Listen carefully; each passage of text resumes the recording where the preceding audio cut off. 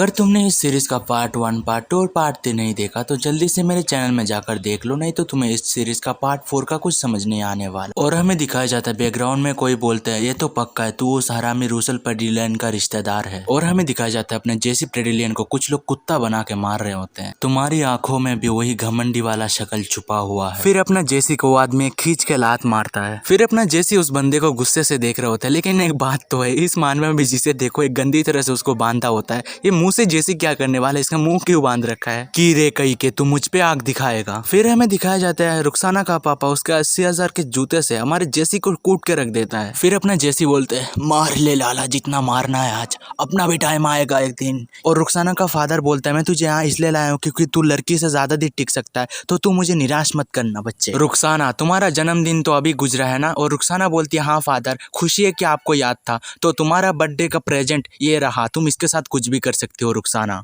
और रुखसाना बोलती है आपका बहुत शुक्रिया फादर। और रुखसाना जेसी का बाल पकड़ के ऐसे खींचने लग जाती है और हंसते हुए कहती है मैं तुम्हें निराश नहीं करूंगी मेरे पप्पी। और रुखसाना उसके पापा के सामने बोलता है मैं आपको विश्वास दिलाती हूँ कि ये कुत्ता अच्छे से ट्रेंड होगा। और वो अपना हाथ साफ करते हुए बोलती है कितनी गंदी है, मुझे कोई गंदे खूनों के साथ खेलने का इंटरेस्ट नहीं है, जाओ इसको ले जाओ और साफ करो। और वो गार्ड बोलता है जी माई लेडी। और हमें दिखाया जाता है वो गार्ड जेसी को घसीट के ले जा रहे होते हैं। और रुखसाना भी उस तरफ देखते मन में सोचती है मेरे फादर ने कभी मेरा बर्थडे याद नहीं रखा, तो अब वो क्या चाह रहे हैं। और वो दो गार्ड बात कर रहे होते ये बच्चा इतना अटेंशन क्यों ले रहा है मास्टर की, इसमें इतना खास क्या है। और वो दूसरा गार्ड बोलते हैं मुंह बंद रख, ज्यादा सवाल मत पूछ नहीं तो परेशानी ही पैदा होगी। और वो गार्ड फिर से बोलते हैं अगर किसी मास्टर को हमने ऑफेंड कर दिया तो यहाँ से हम बच के नहीं निकल पाएंगे, तो चुपचाप रहे और अपना काम कर। फिर और एक गार्ड उससे सवाल पूछते हैं क्या ये पहली बार है लेडी रुखसाने के पास ऐसा खिलौना है। फिर वो दोनों गार्ड एक साथ हंसते हुए बोलते हैं किस्मत बाला है साला, अगर वो किसी और का गुलाम होता तो अब तक उसको कुत्ते को खिला दिया जाता मार के। फिर जैसी अचानक से आंखें खोलते हैं और बोलते हैं रुखसाना।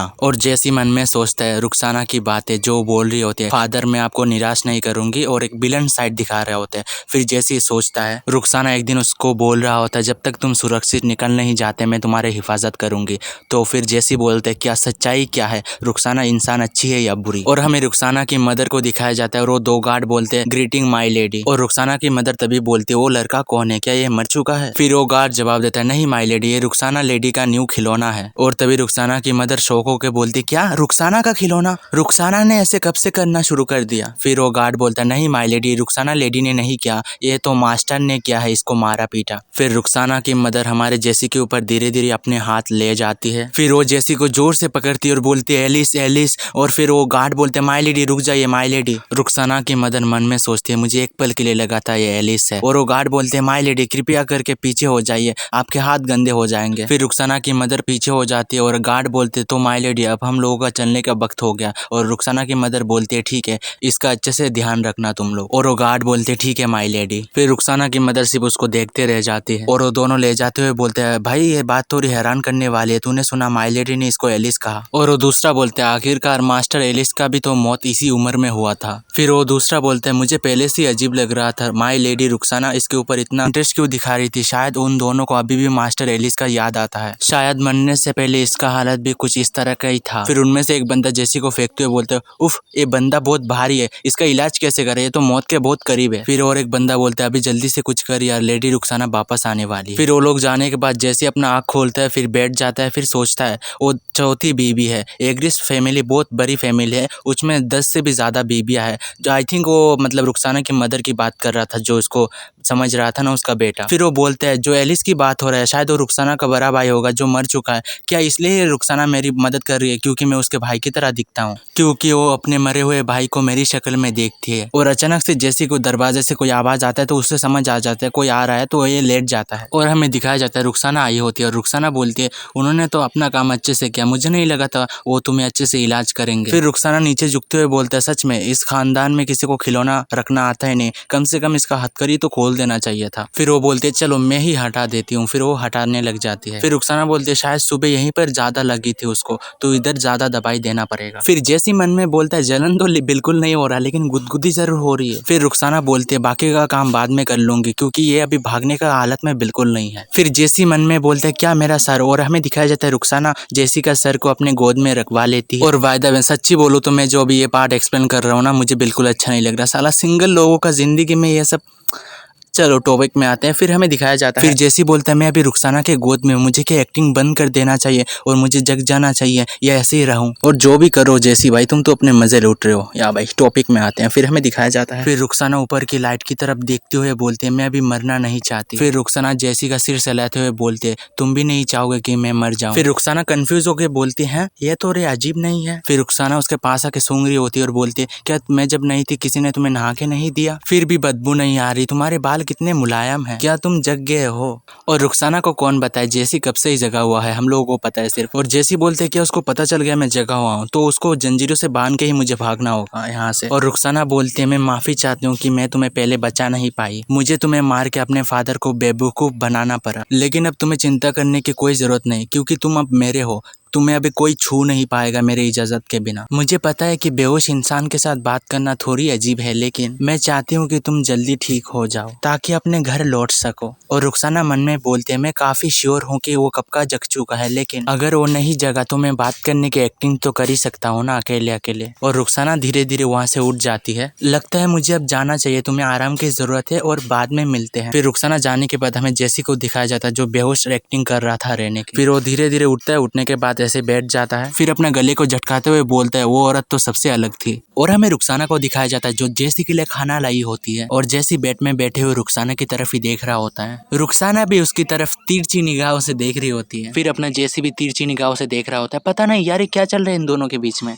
और रुखसाना खाना रख के बोलती है मैं तुम्हारे लिए खाना लाई हूँ, इसको खा लो पहले, और फिर तुम्हारे लिए एक डॉक्टर भी आए हैं जो तुम्हें जांच करके बताएंगे तुम कैसे हो। और जैसी बोलता है मैं ठीक हूँ, तुम्हें खाना लाने की जरूरत नहीं थी, किसी नौकरानी के हाथों से भी भिजवा सकती थी। रुखसाना बोलते मैंने उसे कहा है तुम्हारे लिए नए कपड़े लाने के लिए, अभी जो कपड़े तुम्हारे पास है ना वो एकदम फटे पुराने कपड़े हैं, तो वो नहीं लाने के लिए गई है। मुझे पता थी अगर तुम्हारे लिए वो कैसे खाना लाती तो नौकरानी के ऊपर दोष जमा के उधर से चली जाती, इसलिए मैं लाई हूँ। और रुखसाना बोलते बोलते जैसी की तरफ ऐसे देखती है और बोलते हैं और रुखसाना जैसी को देखती है और मन में बोलते है आई थिंक वो जाग गया था जब मैं उसका सर सहला रही थी, वो इसलिए वो शर्मिंदा है। और जैसी बोलते है तो अब मैं जब तुम्हारा खिलौना बन चुका हूँ तो तुम मुझसे क्या करवाना चाहती हो। और रुखसाना बोलती है मैं चाहती हूँ कि तुम खाना खाओ सबसे पहले, फिर उसके बाद अपनी नींद पूरी करो और तुम आराम करो जिससे तुम जल्दी ठीक हो जाओ, और अगर अब तुम्हारे पास आगे कोई सवाल नहीं तो जल्दी से खाना खा लो। और रुखसाना जाते हुए बोलते तो चलो और बाद में मिलते हैं। और हमें नेक्स्ट सीन में दिखाया जाता है रुखसाना कुछ टाइम बाद आती है और बोलती है तो तुम खाना कैसे लगा तुम्हें, असल में मैं तुम्हारे लिए थोड़ी कपड़े लाई हूँ लेकिन मुझे नहीं पता वो तुम्हें फिट बैठेगा या नहीं, तो तुम ट्राई करके देख सकते हो। और हमें दिखाया जाता है अपना जैसे सब कपड़े खोल लेता है और हमें दिखाया जाता है जैसे के शरीर के अंदर कितने घाव रहते हैं, और रुखसाना ये सब देख के बोलती है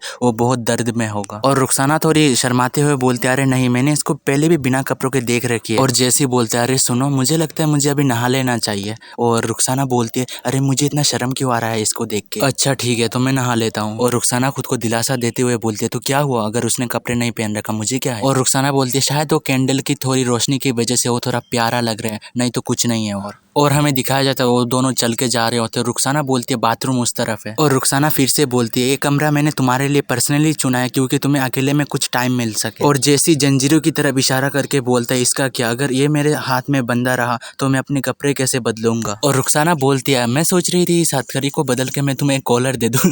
और जैसी उसको गुस्से से ऐसे देख रहा होता है। और हमें दिखाया जाता है रुखसाना अपने हाथों से जैसी को कुत्ते का पट्टा पहनाते हुए बोलती है वो मैटर नहीं करता लेकिन ये पहले से तो बहुत अच्छा लग रहा है तुम पे। और हमारा जैसी बेचारा क्या बोले क्या ना बोले पता नहीं। और रुखसाना बोलते हैं जितना मैंने सोचा था इसको लगाना अधिक मुश्किल है, और बोलती है चलो लग गया। और रुखसाना बोलती है अगर कैसिस मेरे सुंदरता को सबसे पहले पहचान लेता तो सब कुछ आराम से जाता, लेकिन इसका चेहरा देखकर तो लगता है वो जल्दी होने वाला है जो चीज़ होने वाला था। तो मैं आप लोगों को क्लियर कर देता हूँ रुखसाना जो ट्रांसमाइग्रेट हुई है इस नॉवल मानवा में, तो उसको कुछ पता है फ्यूचर के बारे में जो जैसी के बारे में, तो वो उसके बारे में सोच रही है, वो जो हमें नए चैप्टर में पता चलेगा तो उसको आप रहने दो, मतलब याद करके रख लेना। तो सीरीज के उधर बढ़ते हैं। और रुखसाना फिर बोलती है ये महल बहुत भूल भुलैया है, अगर जैसी को इधर से भागना है तो उसको कुछ टेक्निक निकालना होगा। और रुखसाना अपनी सोच से बाहर आके बोलती है जैसी को अगर तुम अपने आप को मरवाना नहीं चाहते और मैं तुम्हारी जगह होता तो इस कमरे से कभी बाहर ही नहीं निकलता, अगर निकलोगे तो तुम्हें पता ही है मेरे भाई बहन भी तुम्हें मारने के लिए रेडी है, और मुझे पता है इस महल का एक शॉर्टकट रास्ता है, अगर तुम उधर से जाओगे तो इस महल से निकल पाओगे। और ये बात सुन के जैसी एकदम शॉक हो जाता है और रुखसाना थोड़ी मुस्कुराते हुए बोलते तो चलो अभी फ्रेश हो जाओ।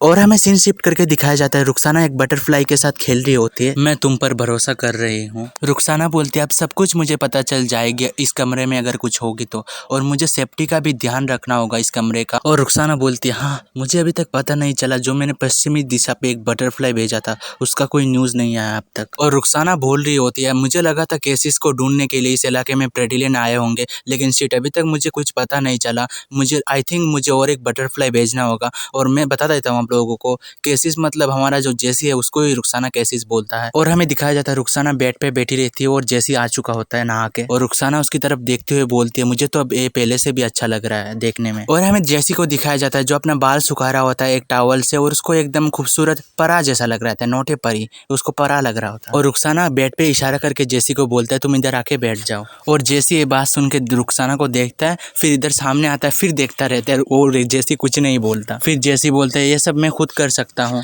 और रुखसाना बोलती है क्या तुम्हें सच में लगता है तुम ये सब कर सकते हो, तो तुम्हारी पीठ में तुम पट्टी कैसे बांधोगे। और रुखसाना बोलते है तुम टेंशन मत करो ये काम मैं बचपन से कर रही हूँ। और जेसी बोलते क्या बचपन से। और रुखसाना बोलती है हाँ क्योंकि मेरे भाई को बहुत चोट लगा करता था। तो मैं आप लोगों को बता देता हूँ, भाई जो रुखसाना का भाई जो रिसेंटली कुछ चैप्टर पहले मरा था ना, वो बचपन की बात, उस भाई की बात हो रही है। और जेसी अपना सर खुजाते बोलता है चलो ठीक है आता हूँ मैं। और जेसी आके रुखसाना के साइड में बैठ जाता है, फिर वो अपना कपड़े उतारने लग जाता है। और जेसी अपने कपड़े खोलने के बाद एकदम शाइनी हीरो लग रहा होता है। और वो रुखसाना को बोलते हैं ठीक है तुम बस अपनी मेरी पीठ में मलम लगा दो और पट्टी कर दो, इतना ही बस, समझे। तो मित्रों इसी के साथ हमारा रुखसाना का एपिसोड इधर ही खत्म होता है। और वायदा है अगर न्यू हो ना तो चैनल को ज़रूर सब्सक्राइब करना, ठीक है। अगर अच्छा लगे तभी करना, मैं ज़्यादा फोर्स नहीं करता। और एक बात है मैं तुम सबको बताना चाहता हूँ, मैं एक नया सीरीज स्टार्ट करना चाहता हूँ। देखो तो इधर ये मैंने दे रखा है, क्या इसको स्टार्ट करना चाहिए? अगर करना चाहिए तो कॉमेंट करना, हाँ बिल्कुल भाई करो, ठीक है। तो चलो चलते हैं और अच्छे से रहना, ठीक है। खाना पीना खा लेना दोस्तों। और क्या बताऊँ, अच्छा लगे तो सब्सक्राइब करना, लाइक करना, और ना लगे ना तो डिसलाइक मार देना, मुझे वो नहीं है, ठीक है। और अच्छा लगे तो बिल्कुल बताना, ठीक है भाइयों बहनों, चलो भाई।